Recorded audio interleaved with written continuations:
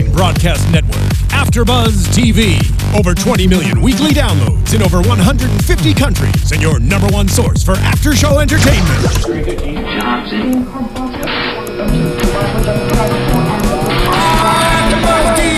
AFTERBUZZ TV, the destination for TV superfans. Producing aftershows for over 300 of your favorite TV shows. Interviewing celebrities and showrunners. And bringing you behind-the-scenes exclusives. All thanks to E! Entertainment's Maria Menounos, producer Kevin Undergaro, and internet leader Akamai.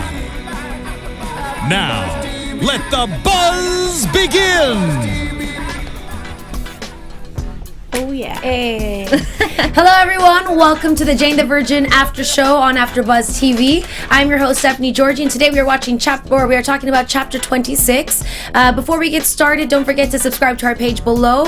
Find us on iTunes and on SoundCloud. Rate us 5 stars. Let us know what you think. And don't forget you can find me on Twitter on Stephanie Giorgi and on Instagram at the Stephanie Giorgi. And I have my lovely co-host today. Hi, I'm Amanda. You can find me at AmandaFTA31 on Facebook, Instagram, and Twitter. Hey guys, I'm Sam Davidson. You can find me on Twitter and Instagram at SamD43, and I will be on the live chat very soon, so ask us questions. Yeah. And Madison unfortunately could not be here today, but she does wish she could be, and she sends her love to everyone. Now let's begin with the show that breaks my freaking heart. Okay. Well, we're going to go ahead and do our little storylines, and I'd like to start with Rogelio and Xiomara's storyline. Actually, no, forgive me. Let's start with the flashback because of this song that we just did. Nelly's Getting Hot in Here, which was hot in here. So great. My favorite part about that flashback was one scene when Lena and Jane became best friends, and two, Xiomara's reaction to it, because she's the only one in the crowd that's like, oh, get it, girl, that's my daughter. Well, it threw me off at first because Xiomara looks exactly the same. Right. Mm-hmm. So I was like, wait, they're just at a children's talent show? Oh, no, wait, this is a flashback. Sorry, I forgot.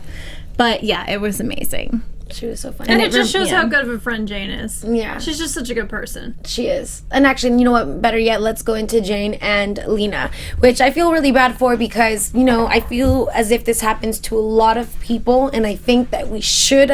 I think it's just something that's bound to happen. And it's a conflict that they have to get through. Mm-hmm. You know, I don't think it just seemed as though it was something that like any friendship would go through in this situation. Like, I don't think anyone was wrong in the situation. Right. I agree. I don't think that anyone did anything wrong. Like, I think that Lena actually acted pretty mature about it. Yeah. And yeah, she's turning 25. Like, it's, you know, you can't be mad. And just think about how this happened to Jane, the entire thing. Like, it's not like she planned to get married and have babies. Not that she's married, but she has this entire life. It would be really hard for me to deal with that as a best friend. Absolutely. And I loved the moment that they had at the club. I mean, we see Jane attempt to make this birthday party for Lena, and it doesn't really work out. And at least she told her, and it was funny because when she told her, initially, I knew Lena was going to be like, oh, you're just trying to make the surprise better. And that's like, oh, no, I'm really not. I'm so sorry. But it was nice to see them at the club, and more specifically on the bathroom floor, where I feel like that's just the realest part, you know, when you're just kind of a goner, shit-faced a little bit, if you will, excuse me, and then just kind of recapping the night on the bathroom floor. And when they said I love you, it was perfect. Exactly. It was perfect. And they needed that, right? Mm-hmm. And I feel like now Lena can give Jane her space again and not feel bad about anything. Yeah. She's an amazing friend. Yes. What's it called? Pump and dump? Yeah. She pumped and dumped at a club. Yes. I've never seen anyone do that before. That's amazing. I love it. I think that Lena needs to have Mateo for a day. And that probably will happen. And then at that point, like, they will become, you know... She'll become Tia Lena. Yeah. The godmother who she is already, but she does need a little bit more of a connection with she needs Mateo. to be the auntie. Yes. For sure. Which is what Tia means. I know. I do know that. Just making sure. So then that was really nice to see that bond get closer, and then we see Xiomara and Rogelio have a little bit of a bond for a moment because they team up in trying to get the videos back that we find out what they were now, which is hilarious.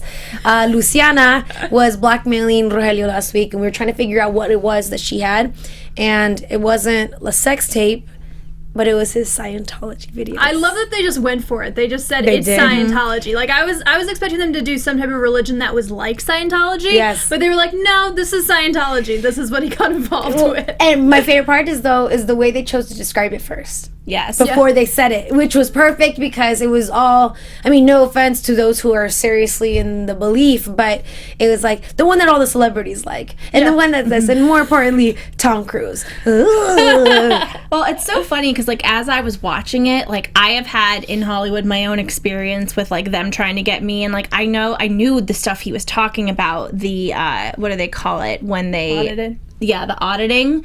Like, I know what that is and stuff, and the things they put their hands up to, like... But part of me was a little bit nervous to talk about it on air. I'm like, oh my God, if I do, what are they going to do to me? But it's so, Jane the Virgin, they did not care. They were just putting it out there.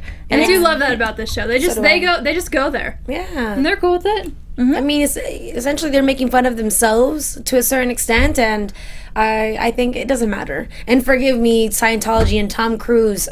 that is the reaction that I get when we talk about the religion. I can't help it. And making fun of themselves. I love how at the bottom of the screen you'll see little advertisements for Rogelio. He's just like kissing and like it's like for his show. I think that's perfect. Well, also what's really funny is I don't know if you guys saw the documentary that came out on HBO in the summer, and they talked about celebrities being blackmailed with their auditing tapes specifically. They do, and that's why I was happy they brought it up, because apparently that's how they get you.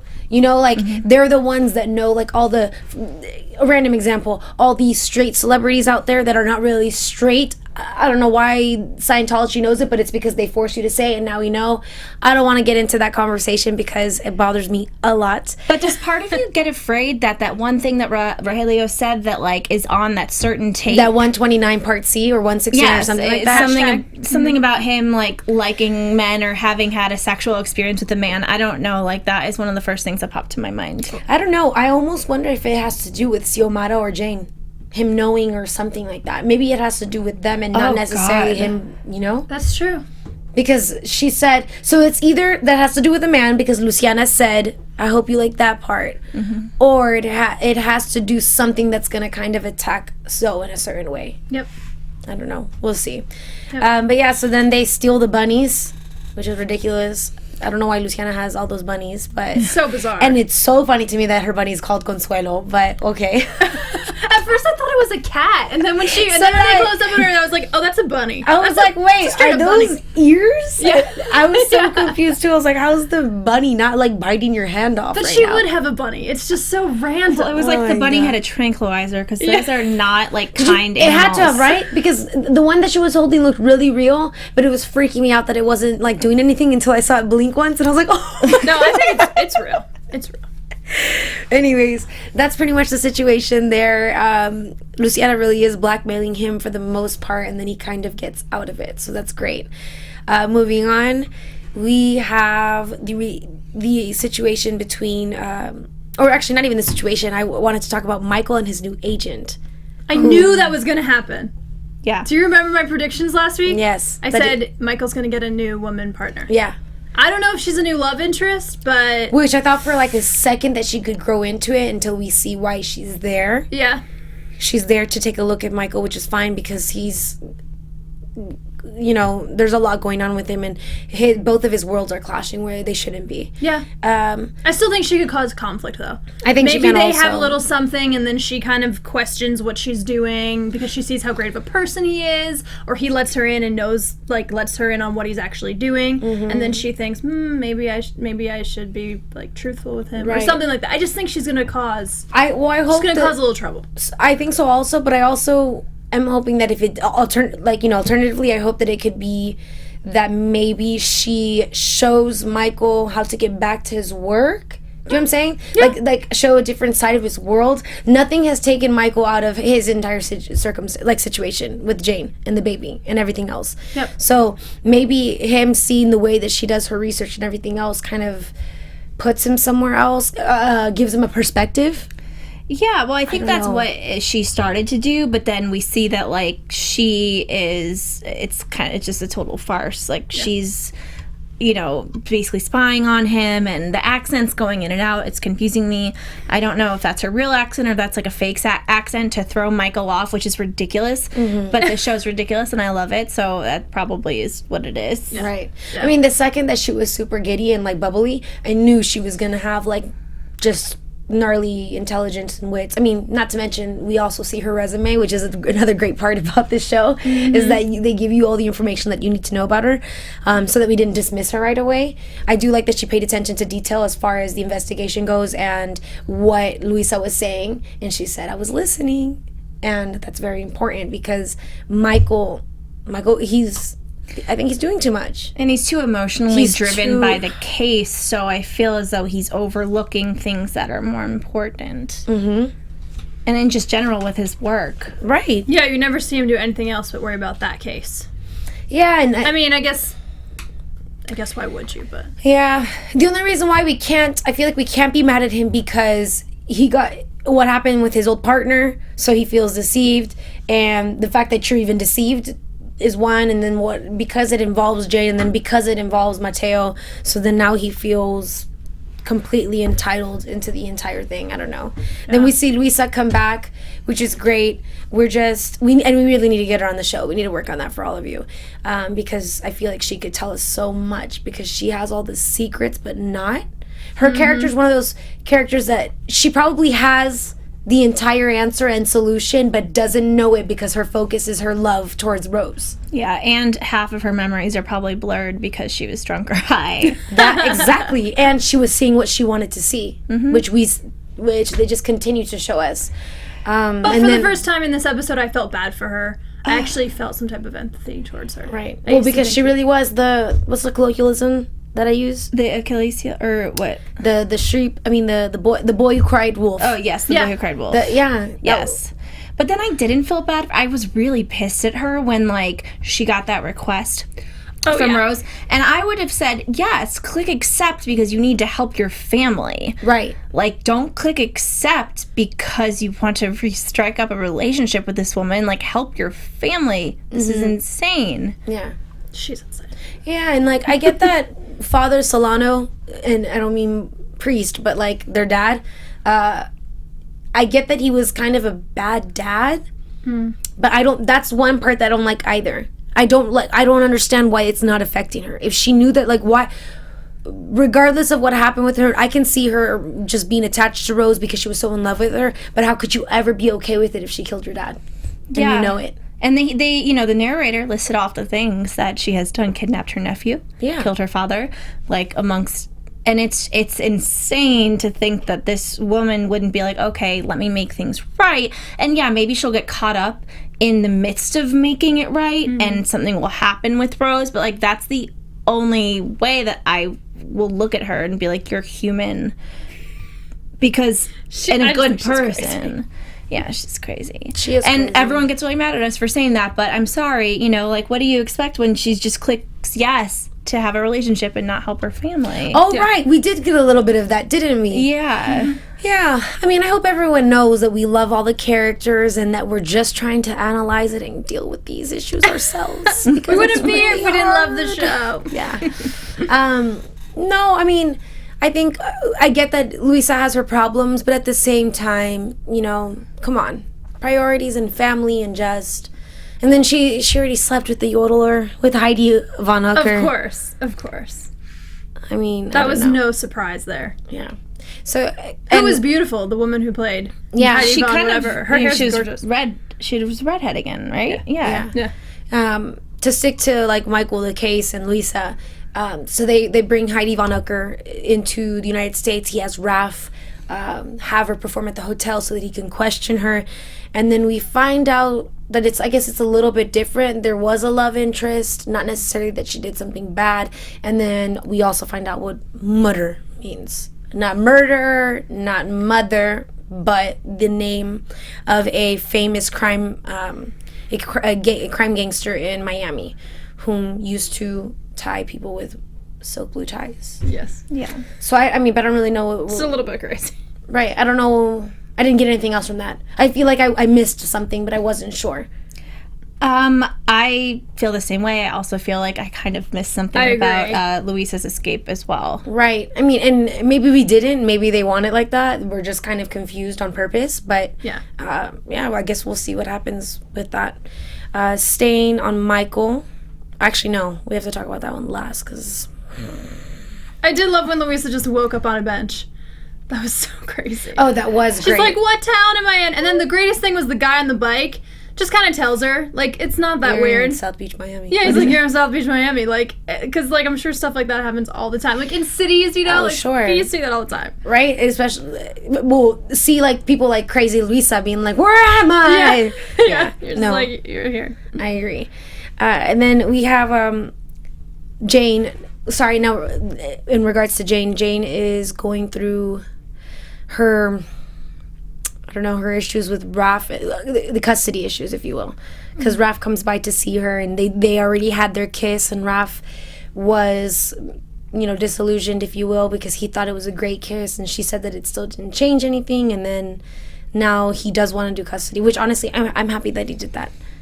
Because today's the first time that I'm irritated with Jane. I am. I was really happy that he did that. I was like, yes, it's starting to get real. And then it kind of made me depressed because it's kind of took away from the magic of the show. I mean, not that I thought it was a bad plot point or anything, but I just think that, like, I was like, oh, yes, it's getting real, like, talking about custody, like, that's a truthful thing. And then I was kind of like, oh, but that kind of takes away from, like, the telenovela of it, you know? No, I mean, I think it doesn't, just because it's so serious, and first they want to do the lawyers, and then they don't want to do the lawyers, but then they see, because it's all really emotional. It's... And it gets frustrating because they have the little love part involved, and honestly, my whole thing was that, you know what? Yeah, what are you doing? Like, Raf is Mateo's dad, and I'm happy that I think that Raf stood up for himself in regards to saying that he's also my son, and that I have to leave him every time, and that I get that you're the mother, but it hurts me just as much because you are just worried about him. I'm worried about him and you because I'm still in love with you and I can't have you.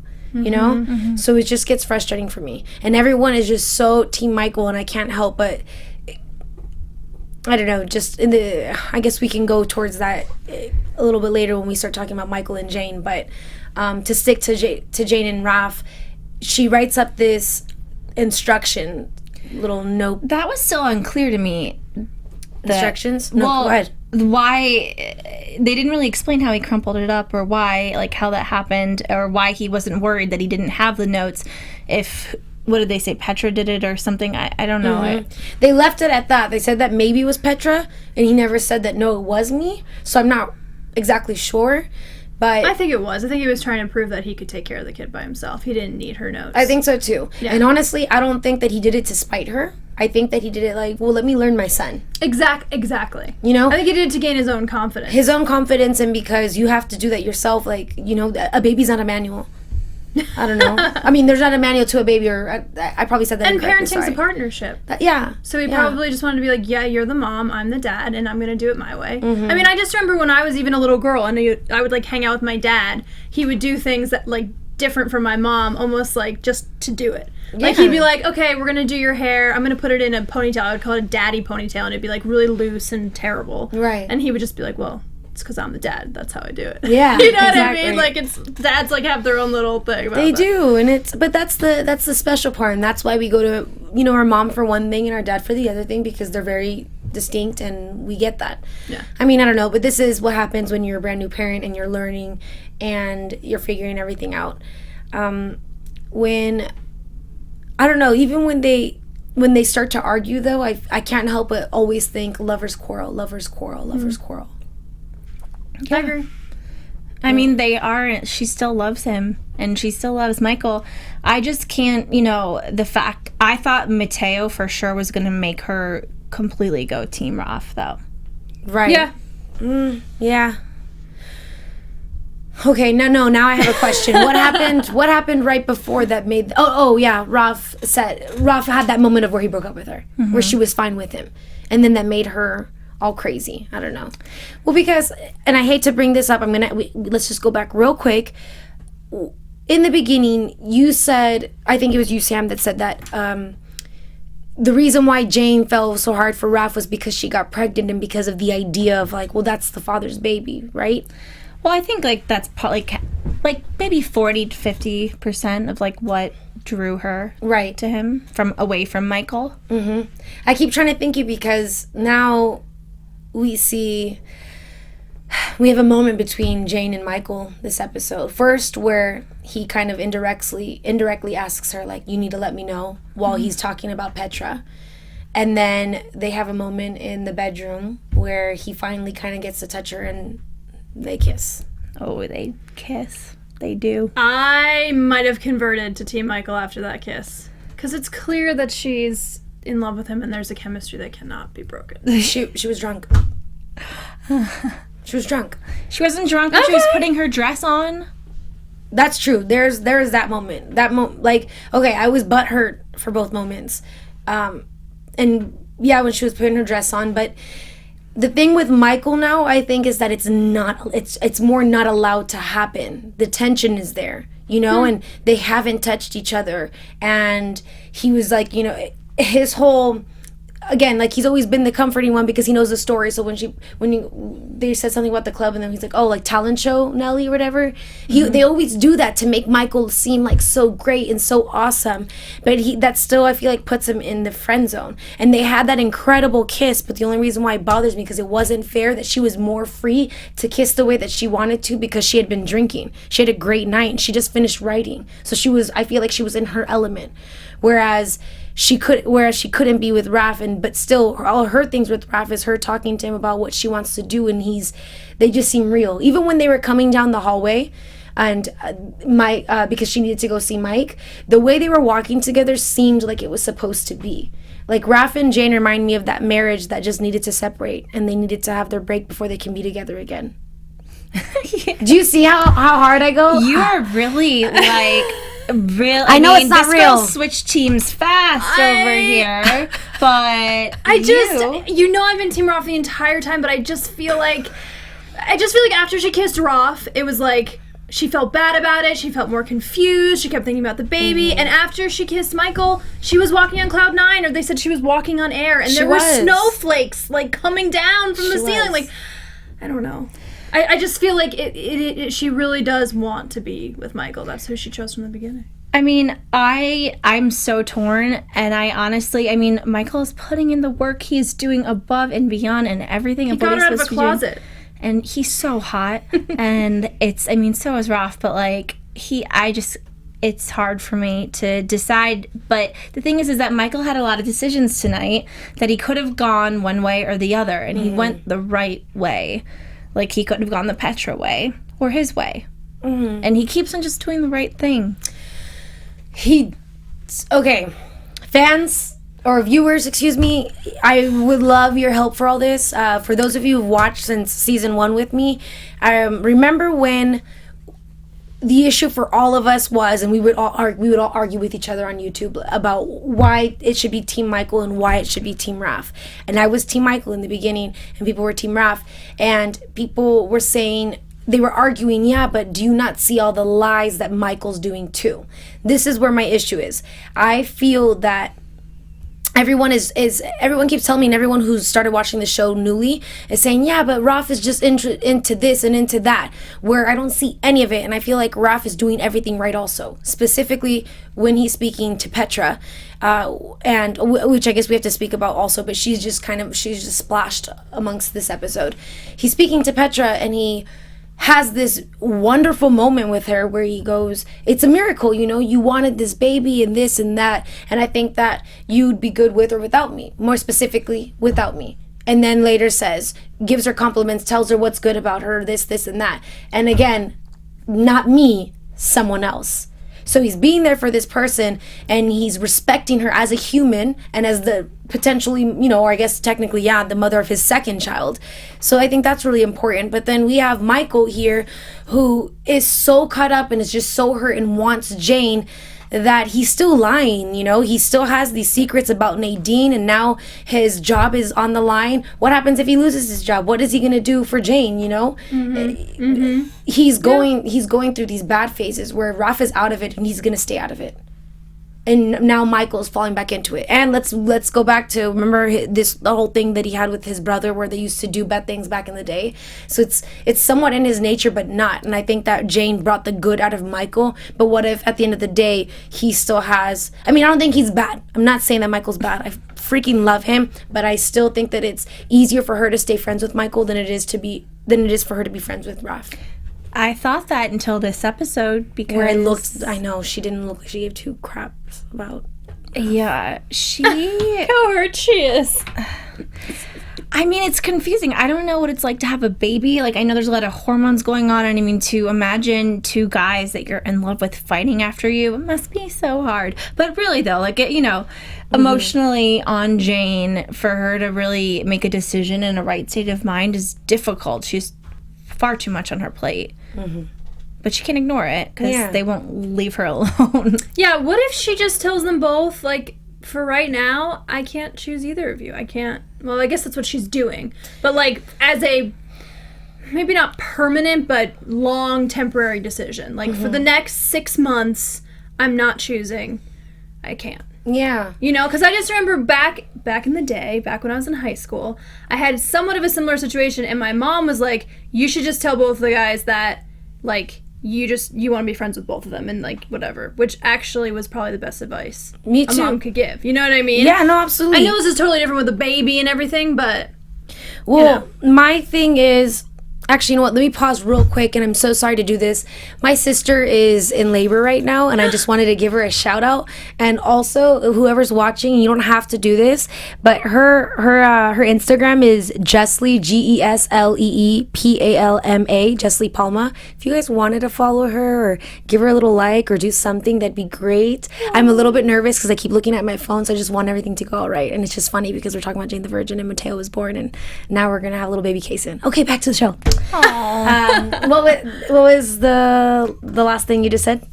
Great advice from mom to like just be friends with both. That's it. So I had 1 year in high school where it was Valentine's Day, and I had one guy make me this video, one guy gave me a teddy bear, and one guy just do it nicely.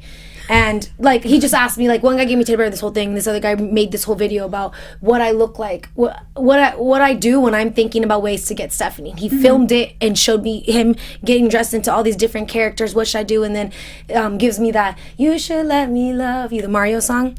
And I remember I was so butthurt, I cried a lot that day, because to each one of them I had to say no, because I thought it was unfair. Like, I didn't want to walk around and be like, oh, I said yes to you and no to you, and everyone's like, well, why wouldn't you just choose one of them? I'm like, no, because none of them deserve that. I don't want anyone to feel like that. And I feel that Jane, being the good person that she is, should have, and because Raph is the dad, should have made that clear also, and Mike should have just understood as well. But she genuinely is having her cake and eat it too, and maybe I want to say it's only because of the case and because her son got kidnapped, but I don't know. It's just unfair. No, I think her and Michael at the end of the day have unfinished business that is just going to have to be put out of the way. They do need more closure, huh? Like, yeah, and I think that closure is sex. Because that's who she was planning to do it with the entire time. Yeah. And he's been waiting, like, he waited so long not having sex, dating her, and he was not a virgin. And I don't know, personally, like, I think that she will end up with Raph, but I think that her and Michael need to go through a whole thing, have sex. She needs to lose her virginity to him because that's what she always planned on doing, and then kind of like grow up. I know. You almost made me cry. Every week, I'm so good at doing that. I know. But I love it. I love having you guys as hosts because I need to hear those things on the show and not just like, so some of the things that our viewers say on YouTube, I'm like, oh my God, that was so good. And I love that, but I wish that I could see that all right now. Yeah, everyone, thank you. I love all of your guys' let's have some shout outs. Yeah, so let's see. Pa Juarez 11, Michael equals safe / comfort zone, Rafael equals out of the box / first love, if we can say. Okay. That, I mean, and I like think that one. Shout out to you, buddy. And also, Joey Bello says, I think Raph is like the fantasy because after one kiss, she was obsessed. He's the hot, rich guy that she's always like wanted. But he's also the father of her child now, so it brings an entire different layer. And I don't think she cares about the money. No, but I think that, you know, the fact that she knew him in high school, or when she was younger. Yeah, what was it, high school? And they kissed. Yes. Maybe like her senior year or her freshman year of college or something. Yeah, he's always been kind of like a thing she played up in her mind. Right. But now it's real life, and she has his child. So, because think about it, if she didn't have Raf's baby, then there would be like no question about who she should be with. Yeah. No, but I have a question. Please. Now that now that Raf that we're saying like he's the father of her baby and that's such a big deal and everything, but with Petra, he kind of had a conversation where he was like, you know, this is a miracle that you're even able to have this baby, and you need to go raise it with someone else, and you should find someone else who loves you. Wouldn't he want to be the father to that baby too, since it's his kid as well? He does want to be the father of the baby. But he doesn't want to be with her. That's just out of the question. So he just wants like a logistics, like custody type thing with that baby. That's the thing. I feel like Raf is being very ethical about everything that's going on right now. And it was really, let's go ahead and mention the end. It was really hard for me to see. I mean, she's talking about it. She's like, oh my God, it was like the best kiss ever. And like, I know it, that it's Michael. But why did I felt like weird when she said it? Because, I mean, is she still tipsy at this point? What is she going to think in the morning? I mean, how many of you... It is with Michael, so it's a big deal. It's not just that she's drunk. I get that. I really do get it. But how many of us have had those little kiss or experiences while you've been drinking that was like amazing, and then it just isn't when you're sober, you know? Because you free yourself of wanting to feel things, and they keep having the snow over them, and it like makes me mad because it's like it's creating these moments just to make it seem better. But then all I could think about is when she was talking to Xiomara, her mom, about that first conversation with Raf, when she said it was one of those conversations that you could talk about everything, and it went on for hours. And yes, Raf was at a different point at that time in his life, but it still happened. And I feel like her and Michael, they just, it grew. Yeah.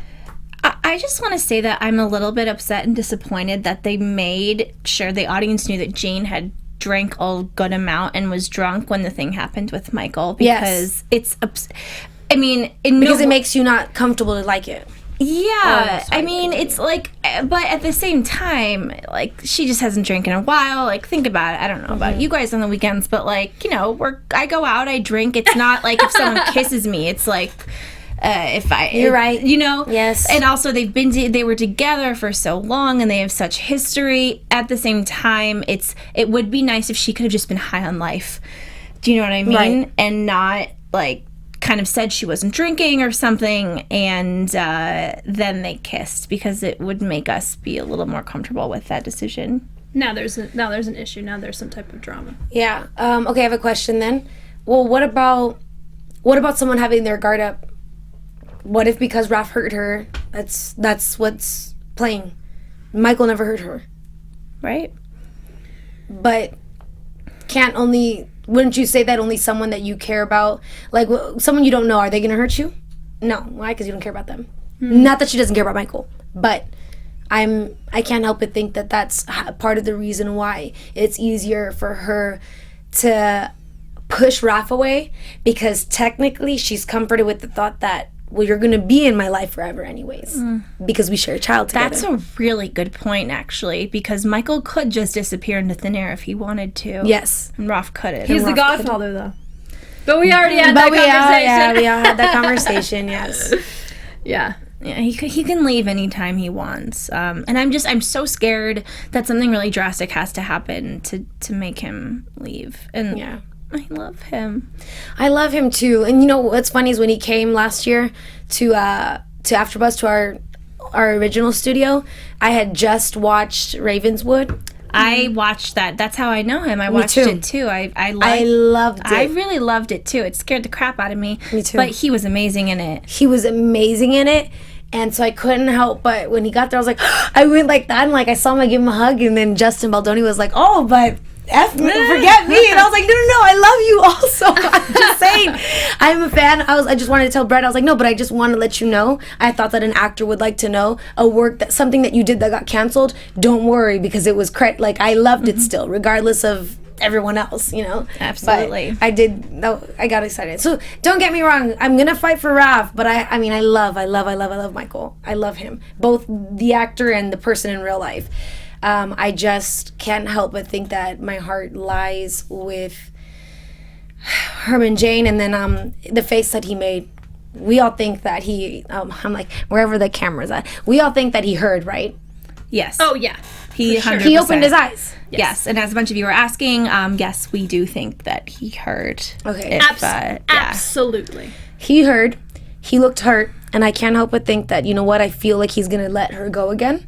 And fortunately for Raf, what Michael doesn't have is the distraction of his child. I think, what if he does just focus on being a good dad then? And then Jane sees that and falls for him. He could, but the thing is that So you're scheming. Yeah. I think the fact that Ralph stayed and Jane ran out thinking, oh my God, he heard, he's gone, he ran, he left, right? Mm-hmm. He was still there, and when I saw his eyes pop open, his wheels were turning in my head. I'm like, he's turning Petra on us. He's trying to figure out how he can steal her from Michael and beat this and make this, because if he was gone when Jane ran out, then it would be what she expected, and he would be pissed and would have left and said, "I give up." But I don't think so. He didn't look hurt. He looked like he was challenged. Exactly. Yeah, he looked challenged. Yeah, I think it was more like, wow, are you kidding? He heard it, but he can't do anything. Remember, he's there anyways. Mm-hmm. He's always going to be in Jane's life, so it's one of those, I guess I have to accept it. I guess, you know what, I think I did say those wheels were turning. Mm-hmm. And maybe he just thought about, oh my gosh, if I'm not with Jane and I hate Petra, I'm going to be alone. Yeah. Oh, he would find someone else, so we don't want to see him with anyone else. I mean, I'm sure I'd rather him be a happy single dad and just make me happy. But that's the thing, what's it going to be this dad that has two yeah, he would be those incredible dads. That he did, it's just, I mean, it's kind of depressing. Ralph is just ridiculous. I mean, this guy is, have you guys seen his Instagram pictures with his real baby and his real wife Emily? Get out of here, he's perfect. So I'm like, oh my gosh, I can't help it. Maybe I'm biased, actually. No, because then I'd be biased towards Michael. Then I would want him more. Yeah. Because I've been a fan of his longer. Yeah, I don't know. It keeps on changing. Yep. Well, this is the reason why we love this show. Why don't we go ahead and go into predictions then? Oh my goodness. And now, your AFTERBUZZ TV.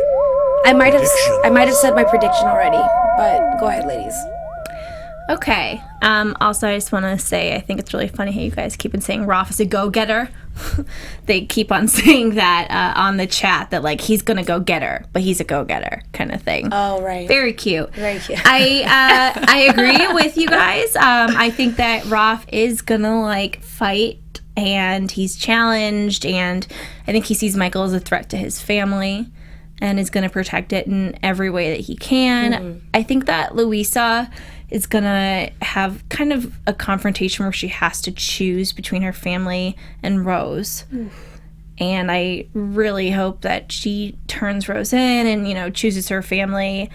And, I just think that Jane really needs to make a decision. I'm hoping by the winter finale she will do so, and someone will go on a vacation and come back, and then it'll start all over again. I don't know. Make a decision or have sex. One of the two. Well, no, we Give heard, us right? Something. We did hear that by the end of the season she gets married. I don't know if that's official. That's the buzz. The buzz. We'll see. Yes, but I do think Jane will get into more trouble, as all you guys are saying. She's just going to continue to make things kind of worse, unfortunately. Which sucks. Mm-hmm. I really think things are going to start happening at work. Be it he gets in trouble, he gets fired, something happens with the new partner. I think they're going to sort of focus more on that. I don't think they would have introduced that character without her being a big deal. Jane, obviously things are just going to keep spiraling, and hopefully, I think she should say something, or I want to say put it in writing, but not put it in writing, but do something where she says, you know what, I need time. I need 5 months to not make any type of decision. No kissing, no nothing. Like, I need to focus on my baby or whatever.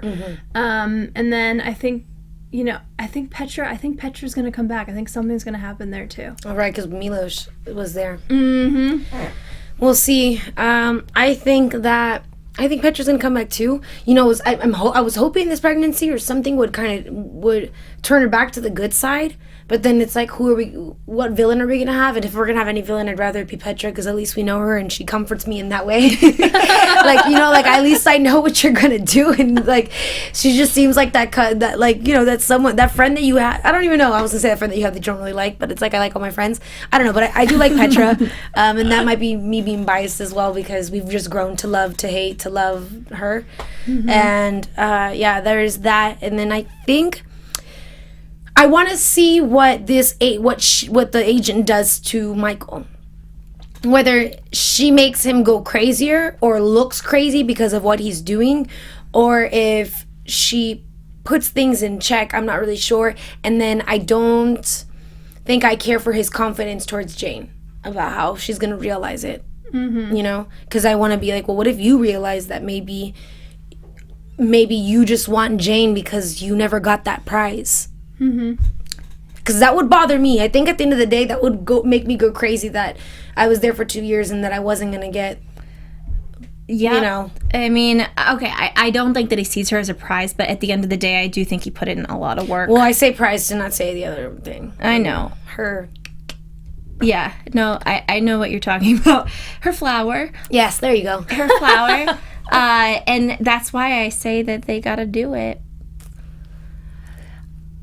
I agree with you! God, that bothers me so much. But do we remember Jane was naked with Raph though? Yeah. In the pool. Yeah. I love that. And that scene a couple weeks ago where he had his shirt off. When he was like holding the baby. Where can we find you guys? You guys can find me, Sam Davidson, at samdavidsonentertainment.com, and on Twitter and Instagram at samd43. And you guys can find me, Amanda Richards, at AmandaAfta31 on Twitter, Instagram, and Facebook. And y'all can find me on Twitter at Stephanie Giorgi, on Instagram at the Stephanie Giorgi. And thank you all so very much for watching. Definitely continue the conversation with us on YouTube or on Twitter. We'll be answering, we'll be looking, we'll be reading. Otherwise, we will see you next week. Bye. Bye, guys. Bye, guys.